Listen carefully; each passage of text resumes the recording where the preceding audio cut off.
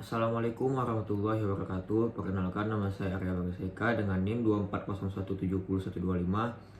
Kali ini saya akan menjelaskan sebuah materi tentang keamanan dalam bidang informasi. Di era transformasi digital, keamanan informasi menjadi pilar utama bagi organisasi dan individu.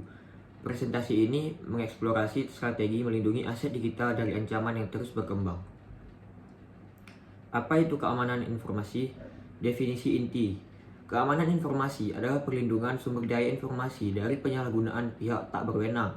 Konsep ini mencakup data digital, komunikasi elektronik, dan sistem yang mengelolanya, memastikan bahwa informasi sensitif tetap aman dan dari akses tidak sah. Ada 3 pilar utama. Yang pertama yaitu kerahasiaan. Hanya pihak berwenang yang dapat mengakses data. Integritas, data akurat dan tidak berubah tanpa izin. Ketersediaan, data dan sistem dapat diakses saat dibutuhkan. Ancaman nyata di dunia digital. Jenis serangan utama ada phishing, malware, ransomware, denial of service atau DOS. Dampak finansialnya, biaya pelanggaran data global mencapai 4,45 juta USD rata-rata per insiden menurut laporan IBM 2023. Konsekuensi regulasinya, kebocoran data dapat merusak reputasi organisasi dan menghasilkan denda besar sesuai GDPR, HPAA, dan regulasi lokal. Prinsip utama CIA Triad. Kerahasiaan hanya pihak yang berwenang dapat mengakses data sensitif.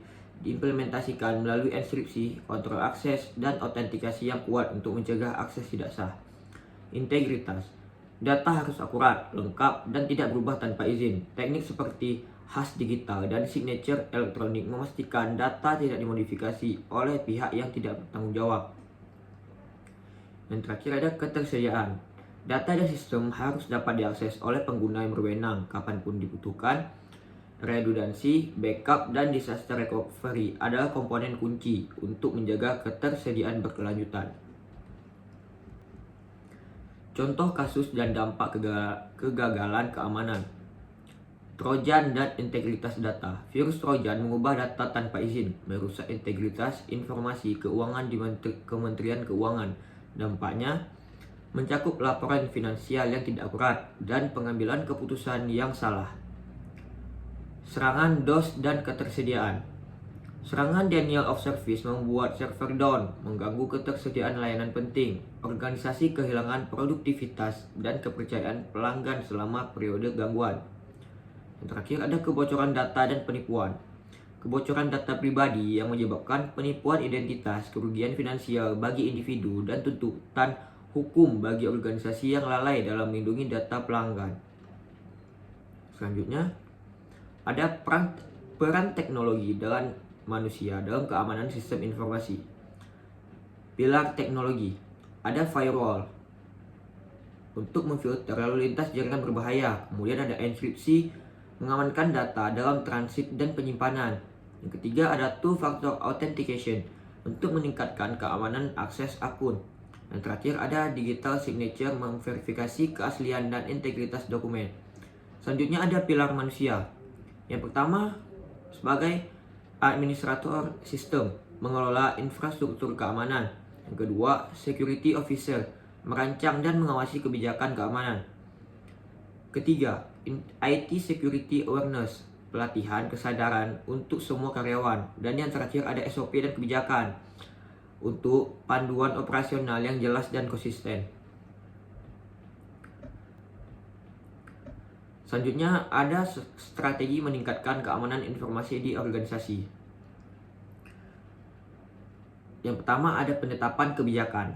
Tetapkan kebijakan keamanan yang jelas, transparan, dan dikomunikasikan kepada seluruh organisasi untuk menciptakan budaya keamanan yang kuat. Selanjutnya ada pelatihan rutin. Lakukan pelatihan kesadaran keamanan secara berkala untuk semua karyawan. Meningkatkan kemampuan mendeteksi dan mencegah ancaman. Selanjutnya ada investasi teknologi. Investasi dalam solusi deteksi dan respon ancaman berbasis AI dan otomatisasi untuk respon yang lebih cepat dan efisien terhadap insiden. Dan yang terakhir ada pengujian dan audit. Lakukan pengujian penetrasi dan audit keamanan secara berkala untuk mengidentifikasi dan memperbaiki kerentanan sebelum dieksploitasi oleh penyerang.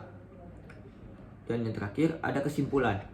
Kesimpulan keamanan informasi adalah kunci keberlangsungan digital. Perlindungan data. Melindungi data adalah upaya menjaga kepercayaan pelanggan dan mempertahankan reputasi organisasi di era digital kompetitif.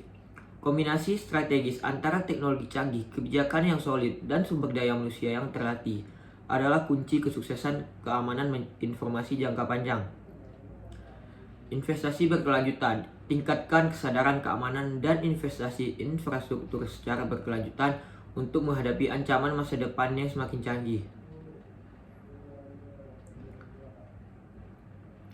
Baik, sekian materi dari saya mengenai keamanan dalam bidang informasi. Hanya ini yang dapat saya sampaikan.